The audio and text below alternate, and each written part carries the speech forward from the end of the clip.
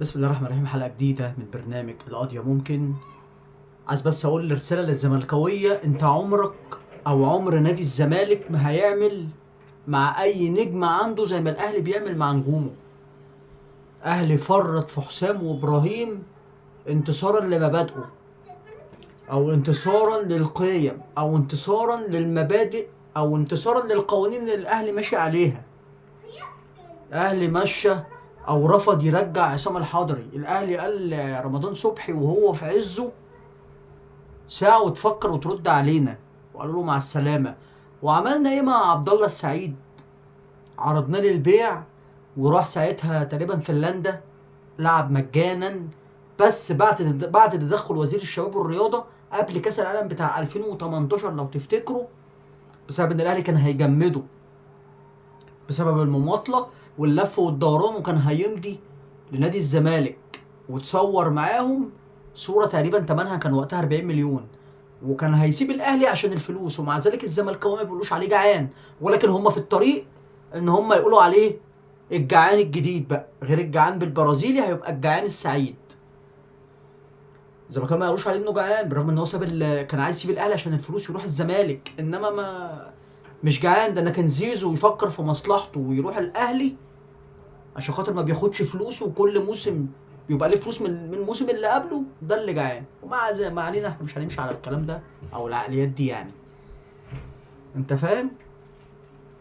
فالاهلي كان ازاي انت عمرك ما هتعرف تتعامل مع نجومك او مع لاعيبتك زي ما الاهلي بيعمل. فالزملكاويه الايام دي طالعين بنغمه ايه؟ اصل احنا ايه هو بسبب ابو علي عمل معاكوا ايه وانتوا مش عارفه ايه. وفئه تانية تقول لك اصل انتوا جبتوه غصب عنه عشان يطلع يعمل فيديو يلبس الجمهور العمه ويضحك عليكم. اولا الدنيا كلها عرفت ان اصلا وسام ابو علي كان موجود في الاهلي، يعني ما مشاش مثلا وهرب وقفل تليفوناته ومن بره قال لك انا مش راجع واتمرد ولوى دراع النادي. الراجل كان موجود، او جيب كامل ارادته عمل الفيديو، ايا كان بقى غصبينه ومش غصبينه، انا مش قصتي معاه. ولكن الاهلي باعه بالرقم اللي هو عايزه، الاهلي باعه على هواه. طبعا الاتحاد الفلسطيني راح نزل بيان دعم للاعب قبل ما يعرف هو بيعمل ايه مع النادي، فبعد كده تراجعوا وحذفوا البيان لما عرفوا ان الاهلي ليه حق في اللي بيعملوا معاه، وان اللاعب الكلام اللي قالوا ان هم غصبين عليه ومش عارفه بيعملوا ايه عشان التدريبات وعايزين ينزلوه عافيه والكلام ده كله. وهو حقيقي اتمارض وقال لك اصل انا مصاب واصل انا مش عارفه ايه، بس جوه النادي كان موجود، ما هربش وما قفلش تليفوناته، ما اتمردش وقال لك مش راجع والحكايات دي كلها، وقفل تليفوناته وبتاع وقال لك انا عايز امشي. جه عمل الفيديو، اتباع بالرقم اللي الاهلي عايزه. انت بقى مع بزيرو عملت ايه؟ بزيرو اهو من ساعه ما مشي ولا عارف طريقه، ولا عارف ترجعه، ولا انت عارف تتواصل معاه ولا تكلمه، ولا عارف تعمل اي حاجه. فعمرك وبص انا عايزك تشوف، يعني انا عايز اشوف انت هتعمل ايه وهتبيعه بكام. يعني انا عايز اشوفه هتعملوا ايه مع بزيرو. هل هيتباع بالرقم اللي الزمالك طالبه، ولا هيتباع هو اللي هيمشي كلامه؟ خلينا نشوف. الزمالك عايز يبيعه ب 6 مليون ولا ب 7 مليون؟ 6 مليون دولار كاش ومليون ومليون دولار تاني مش عارفه ايه، بونص او حوافز او مميزات حاجه زي كده. معرفش ازاي يعني، بس هو طالب فيه مبلغ كبير. هل هيعرف يبيعه بالرقم ده؟ ما اظنش. الاهلي بتاع الاهلي دبي ده عارض 4 وبالتقسيط. خلينا نشوف ايه اللي هيحصل في قصه بزيرة. ولكن انا بقول لك انت عمرك ما هتبقى ولا هتعرف تعمل زي ما الاهلي بيعمل مع نجومه، ولا انتوا هتبقوا زينا اصلا. عشان بس نقفل الموضوع ده. بزيرة مجلس اداره نادي الزمالك قال ان الراجل ده واخد مستحقاته كامله، واخد مستحقاته كامله، يعني ملوش فلوس عندكم لا. عشان يطلع صحفي يقول ان بزيرة اللي بقاله شهرين ما بياخدش المستحقات، وكده حسب قوانين الفيفا واللوايح فاضل له شهر ما ياخدش المستحقات عشان يبقوا 3 شهور ويحق ليه انه يفسخ عقده مع نادي الزمالك. وده قانون ولوايح، ان الراجل بقاله 3 شهور ما بياخدش مستحقات يحق ليه انه يفسخ العقد.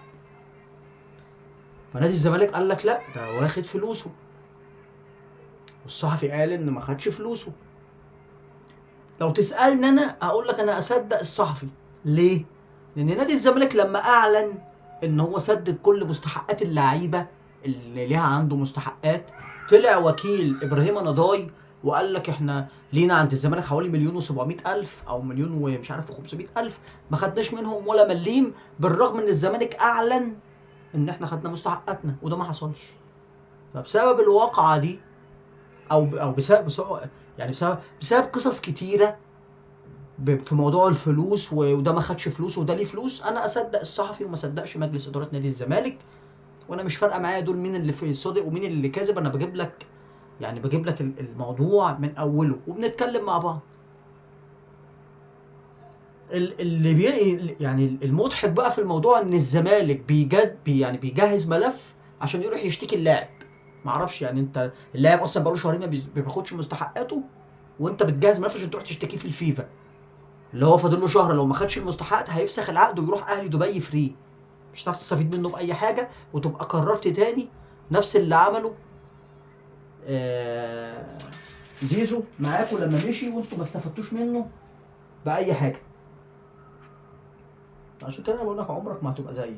عبد الله السعيد كلنا عارفين ان هو في اليونان بيصيف، راجل متمرد، قافل تليفوناته وهو متعود على كده معاهم لانه عملها قبل كده كذا مره عيان، مرة مصاب، مرة مش عارف حصل ايه، عنده حالة وفاة. الايام دي طالع كلام ان هو عنده ظروف شخصية او ظروف عائلية هي اللي منعاه انه يرجع او ينضم لمعسكر الزمالك، وده في الحقيقة ان هو اصلا في اليونان بيصيف ومصدر الطرشة كالعادة او كعادة اللعيبة اللي هي يعني فاهم انت اللي بيعملوه، يعني زي بزيرة كده وزي شيكوبانزا. الراجل قال لك انا مش راجع تدريبات الزمالك غير لما تدوني 8 مليون دولار 8 مليون جنيه اسف، ليه مستحقات عند نادي الزمالك تقدر ب 8 مليون جنيه او 9 مليون جنيه.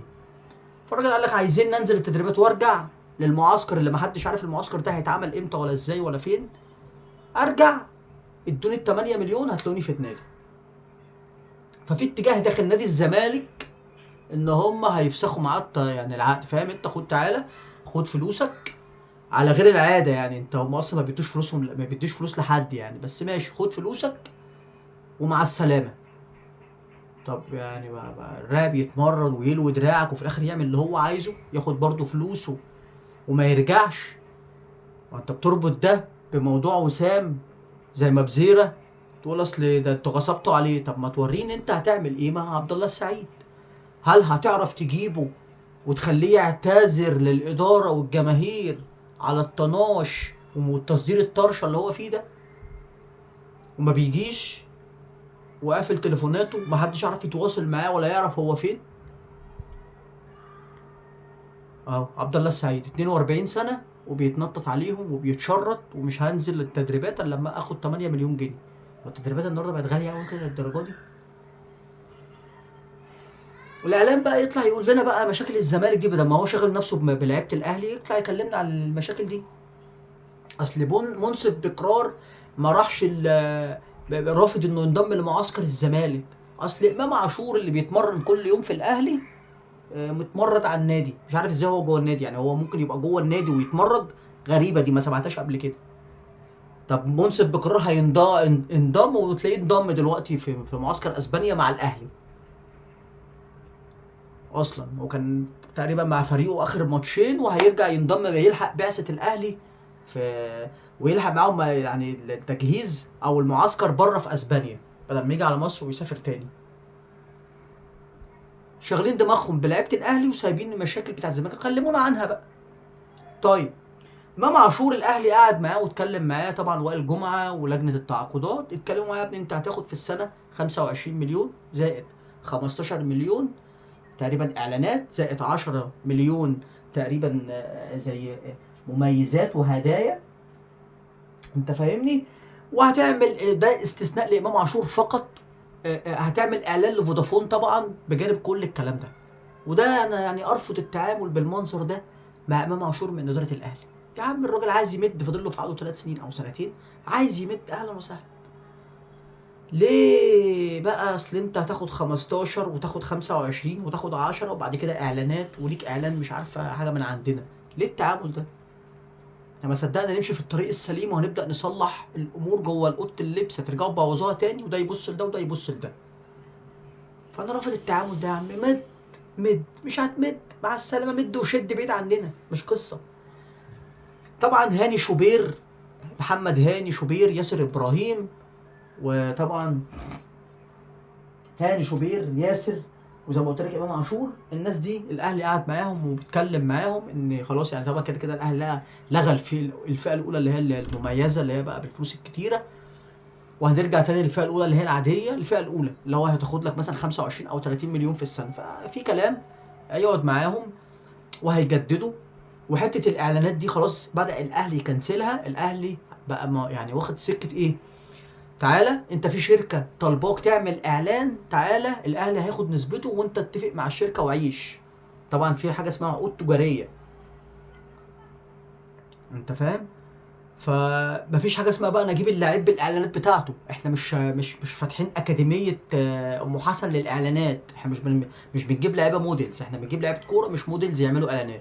فهتيجي عقدك بيقول 1 2 3 4، شكرا، في شركه طالباك تعمل اعلانات، تعالى خد الاهلي ياخد نسبته وانت خد نسبتك.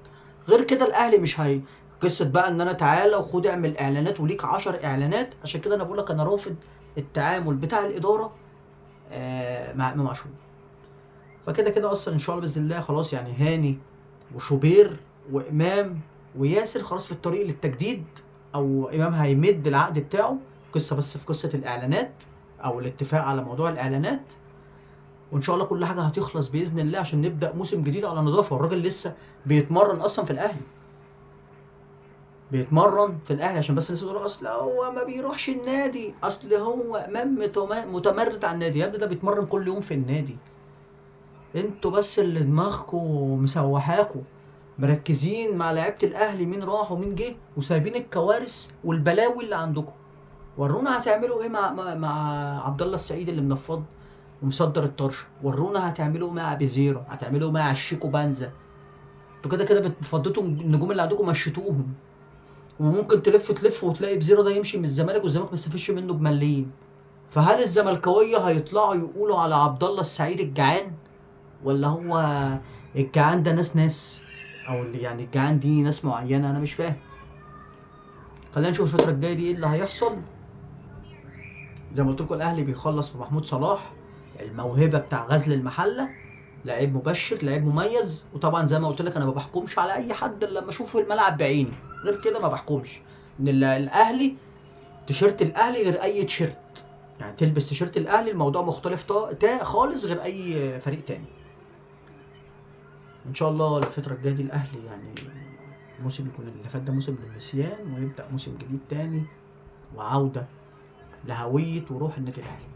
خصوصا دعاء الوالدي بالرحمه والمغفره، وان ربنا يجعل مرضه في ميزان حسناته اللهم امين، ويرحم جميع اموات المسلمين.